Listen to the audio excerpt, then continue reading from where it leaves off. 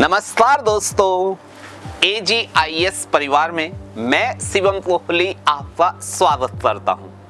हाल फिलहाल में बेटा LGBTQ से रिलेटेड दो इम्पोर्टेंट करंट अफेयर से रिलेटेड टॉपिक बाहर आए, जिनमें पहला टॉपिक है कि फर्स्ट क्यूर MP राज्यसभा में डॉक्टर मेनका गुरुस्वामी और दूसरा ट्रांसजेंडर अमेंडमेंट एक्ट 2026।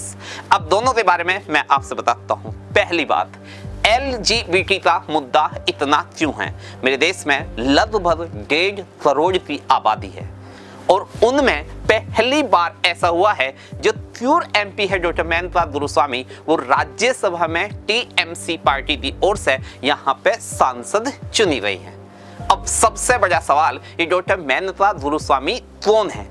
तो मेरे बच्चा, राइट टू एजुकेशन में इंपॉर्टेंट रोल निभाने वाली, राइट, हार्वर्ड यूनिवर्सिटी से LLM की पढ़ाई, ऑक्सफोर्ड से DFL और साथ ही साथ सुप्रीम कोर्ट की यहाँ पे senior advocate.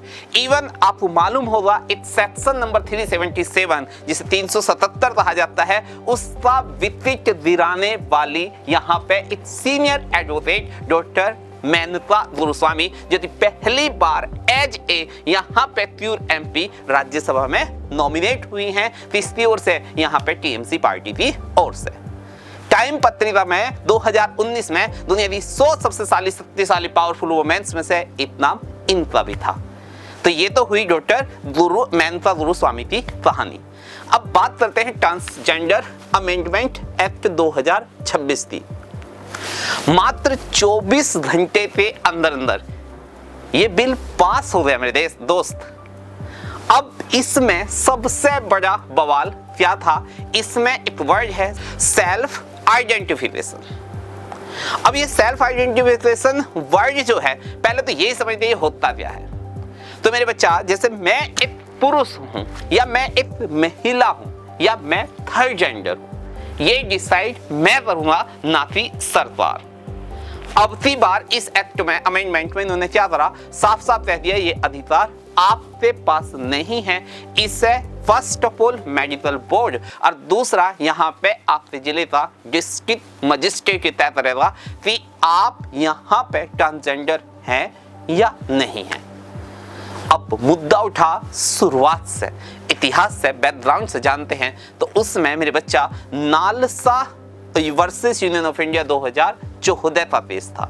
NALSA national legal security authority, right, इसने केस उठाया था सुप्रीम कोर्ट में, और जहां पे कहा था कि ये जो आपका मतलब मेडिकल टेस्ट है, ये यहाँ पे सीधे सुप्रीम कोर्ट ने इसे मना किया और राइट टू प्राइवेसी में डाला।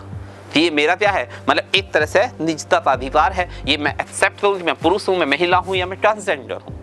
इस पे आप कोई भी मेडिकल टेस्ट नहीं करा सकते।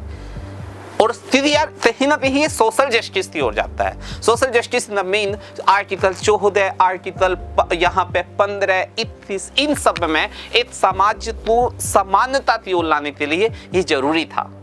और साथ ही साथ इस देश में ही सुप्रीम कोर्ट ने कहा कि ये कॉन्करेंट लिस्ट का विषय है, मतलब समवर्ती सूची का विषय है, मतलब केंद्र और राज्य दोनों मिलकर इस पर कानून बनाए। तब 2019 में ट्रांसजेंडर एक्ट आया था।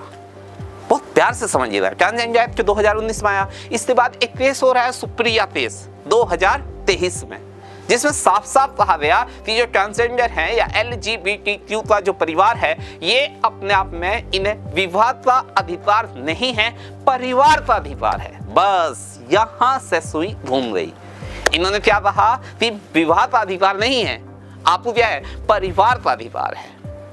तो यहां इस केस के बाद से फिर लड़ाई जारी थी और वो लड़ाई इतनी भयंकर चल ही रही थी। इसी बीच में क्या होता है, ये अभी मोदी सरकार या हमारी भाजपा सरकार या अभी केंद्र सरकार ट्रांसजेंडर अमेंडमेंट एक्ट लाती है 2006, और जिसमें जो वर्ड था, जो सुप्रीम कोर्ट ने पहले कहा था कि सेल्फ आइडेंटिफिकेशन का जो अधिकार है, वो यहाँ पे समाप्त कर दिया। और अब आपको बाकायदा एक मेडिकल बोर्ड आपके जिले में होगा, उससे परमिशन लेनी होगी, और साथ ही साथ डिस्ट्रिक्ट मजिस्ट्रेट से अलाउ, मतलब यहाँ पे अनुमति लेनी होगी।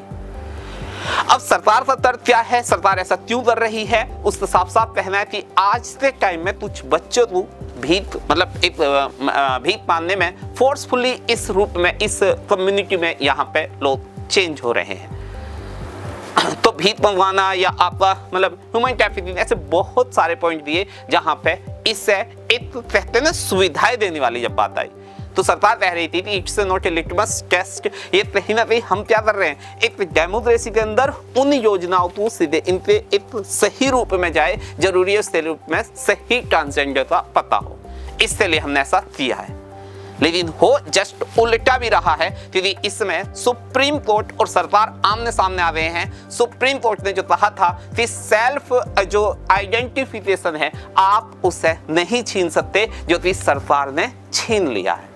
और अब बात वहीं आते रुक गई मेरे बच्चा, मैं इत्तेफाक और यहाँ पे देख लीजिए समय ऐसा आया कि अब राज्यसभा में भी इस शब्द पर रिप्रेजेंट करने वाला उनके समूह का एक सदस्य मेनका गुरुस्वामी के रूप में वहां पे खड़ी है, और साथ ही साथ इस एक्ट पे यहाँ पे बवाल हो ही रहा है।